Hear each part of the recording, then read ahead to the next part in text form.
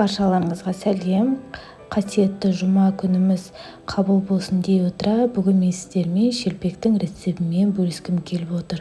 Ашытқысыз, тез әрі оңай дайын болатын шелпекті менімен бірге міндетті түрде дайындап көріңіздер. Ол үшін менің каналыма подписаться етіп, лайк басып, комментарий қалдыруды ұмытпаңыздар.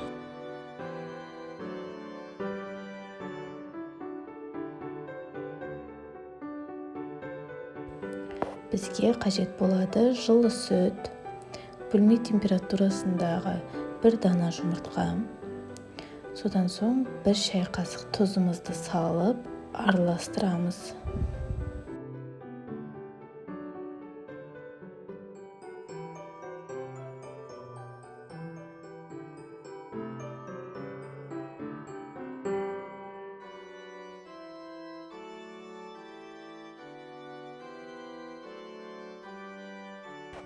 Ал енді 1 шай қасық ас содасын қосамыз.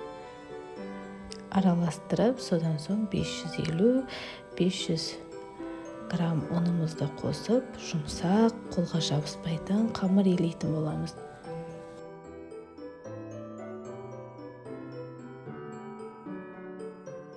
Ұнымызды міндетті түрде електен өткізесіздер. Содан соң жарты сағатқа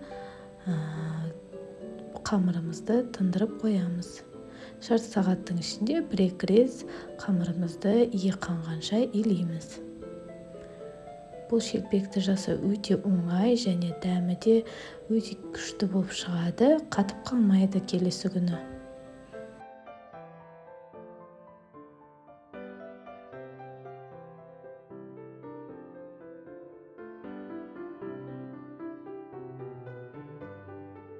Менің қамырым дайын болды. Ал енді 7 бөлікке бөліп, қамырымызды асықпай домалақтап, осылай мен видеодағыдай көрсеткендегідей осылай домалақтап 5-10 минутқа тағы да тындырып қоясыздар.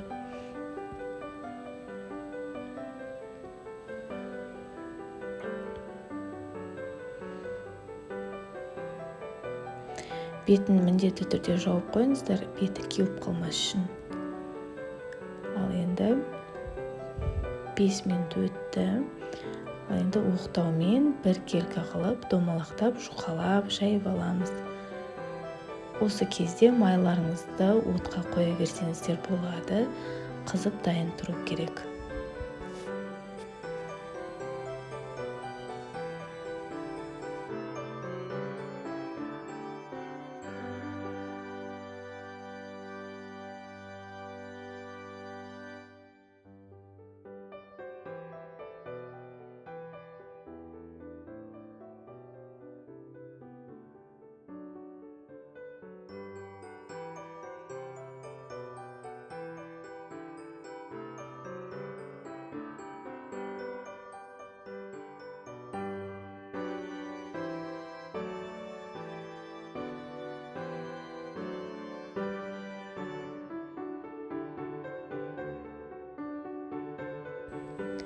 Барлығын дәл осылай видеодағыдай жайып шығасыздар жұқалап.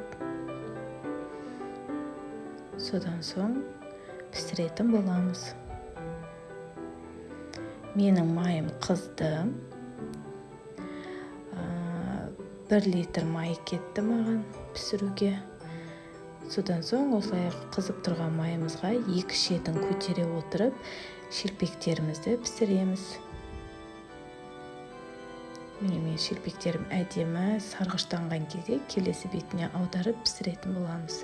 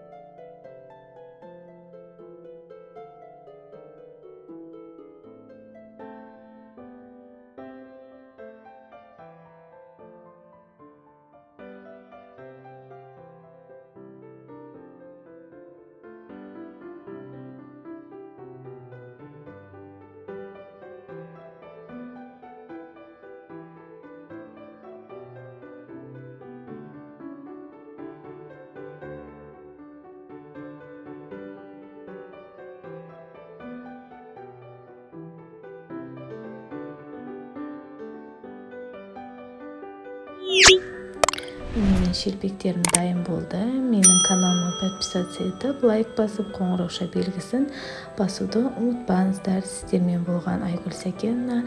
Астарыңыз дәмді болсын. Сау болыңыздар.